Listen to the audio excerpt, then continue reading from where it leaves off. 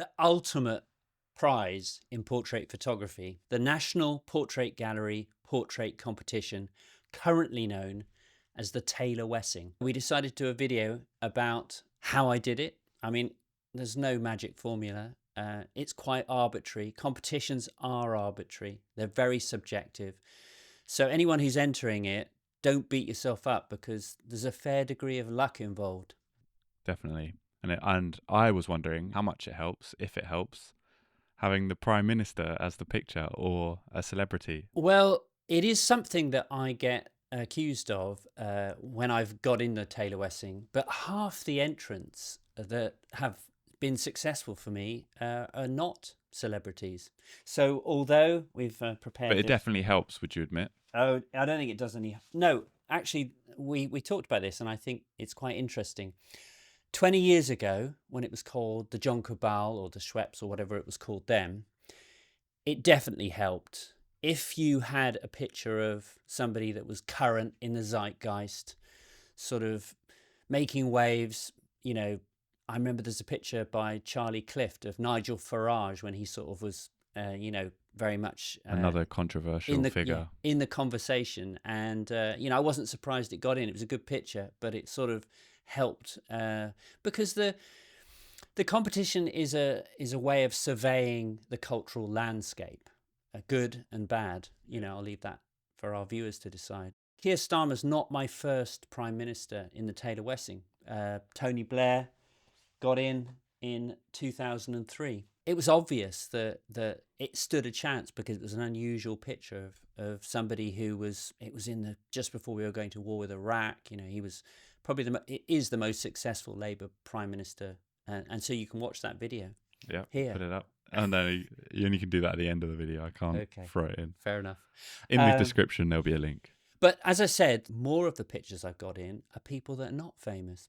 And one of my subjects is you. It's actually, maybe I'm biased, but it's one of my favourite pictures. It was taken on holiday. Although it sort of involves technology, because you're all listening to an iPod, it was an example, and it's quite often the case, that it was just a gift from the photography gods. I sort of turned around, and there you all were on this battered old leather sofa. I just bought a digital SLR, and so I balanced it on top of the chair because there wasn't much light. And I don't think you were even aware that I was taking the picture. I think we were engrossed in the iPod. Yeah, I didn't even think it was I didn't think it was going to get in the Taylor Wessing. I must have thought it was good, otherwise I wouldn't have entered it because it's expensive to enter the competition. We've spoken about that in another video.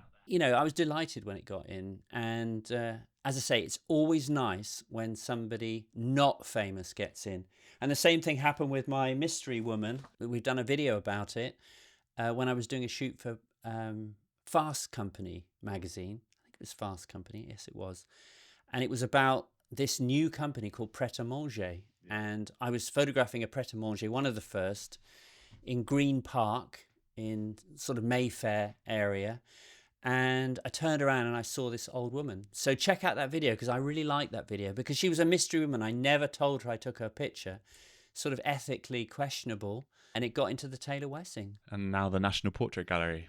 And I think when we uploaded the video, we titled it, Does Anyone Know This Woman? Or Help Me Find This Woman. So again, we're calling out free print if you know who she is. Absolutely. If anyone is related to this woman, I'd love to tell her. Chat. Yeah, I think it'd be wonderful. But I think probably that is a mystery that's not going to be solved. But we've got a bigger reach than when that video came out, so it's possible that it will draw more attention to it now. And now something you mentioned, maybe that picture maybe wasn't the most ethical. I wanted to move on to some other ethics. So you posted your Keir Starmer picture on your Instagram, and you got a comment saying like, as a photographer, you shouldn't photograph this guy, let alone post him on your Instagram, even though you're proud to get in the Taylor Wessing, of course. Yeah.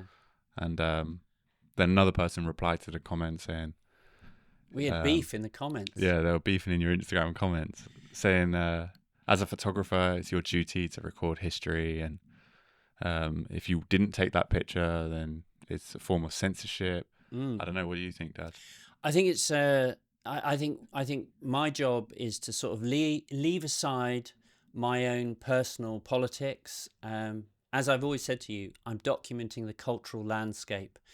I don't want to take an inventory of a person's accomplishments or failings prior to the shoot. I want to turn up and have an authentic human exchange. And I would argue that I'm not promoting Keir Starmer or David Lammy. We had a Oh yeah. similar And people issue. were also saying similar thoughts in the David And Lammy. we'll do a video about the David Lammy, but it will be about photographing David Lammy at the Foreign Office and the what sort that day was like. Yeah. what that day was like, the photographic challenges associated with that tricky kind of location. But I'm not going to be drawn into this channel isn't about political polemic. Yeah. It's about photography, and I would also say that you have a whole cross section of opinion, and it's never ending if you start. I do have opinions about things, but I'm not going to voice them on a photography channel because it's never ending, because I wouldn't want to alienate people that would have different views to mine. No. You feel the same way, don't you? No, yeah. I don't want to alienate anyone. And I think it's important to have friends from all sorts of opinions. You don't want to be surrounded. I would. So in answer to the it was Raphael, I think, a photographer. You don't need to name and shame him. I'm not shaming him at all. He's entitled to his views. Exactly. But yeah. I think in answer to that, I probably would be closer to the response that he got, that it is my job to photograph people. And, I photographed Jimmy Savile. I photographed Max Clifford. Yeah. I photographed people Oscar like Pistorius. Oscar Pistorius went on to be a murderer. Do I suddenly delete all those pictures, not be proud of the photographs that I took? Sometimes it can improve your pictures in Yeah, a way. You see something you might not have seen before. Like the Jimmy Savile pictures, he wasn't known as the evil monster he was. You thought he was a weird bloke when you met him. Yeah. And But I would looking say back, those pictures, he looks evil. Yeah, I would say that there is a degree of ambiguity in my Tony Blair picture. We were about to go to war with Iraq, and my picture of Keir especially is not telling you what to think. He doesn't look like Karsh's picture of Winston Churchill. He powerful. He doesn't look powerful. He looks sort of slightly discombobulated. And so it's open to interpretation. And it was a genuine moment. It wasn't something that... I wasn't hired by the Labour Party and basically endorsing Keir Starmer by means of photographic portraiture.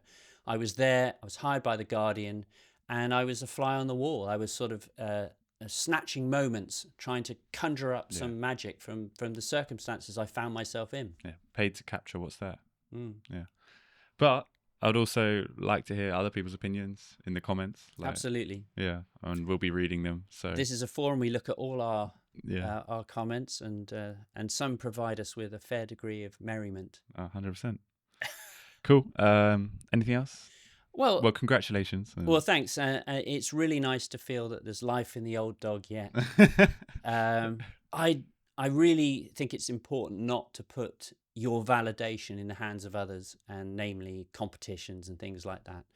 But that being said, I have a soft spot for the National Portrait Gallery. I used to go there before I was a photographer. And when the competition started, the first year that it started, since then I've been entering, and so I've been lucky to get lots of pictures in, and it's always a sort of joyous occasion to be there on the night. It's a good barometer of contemporary portrait photography at times, but then also it carries a lot of weight and therefore a lot of criticism. So it's nice to be in the conversation, whatever you think about the quality of the pictures, and some people are very disparaging about it. Lots of people have opinions, so it's nice to be relevant, feel relevant. And incidentally, if people are interested, they can sort of see the whole video, and I can point to it. Now you can point to it. Of my day with Keir. The day that I shot it, I sort of talk about what it was going like to Rome, and he went to hang out with the Italian Prime Minister, and you can sort of watch it here. Bing. And just to finish, we'll be at the National Portrait Gallery and at the opening for the Taylor Wessing. Looking forward to meeting the other the other exhibitors and other people who come, maybe Yeah. people of the channel. And Absolutely. wicked. All right, thanks for watching.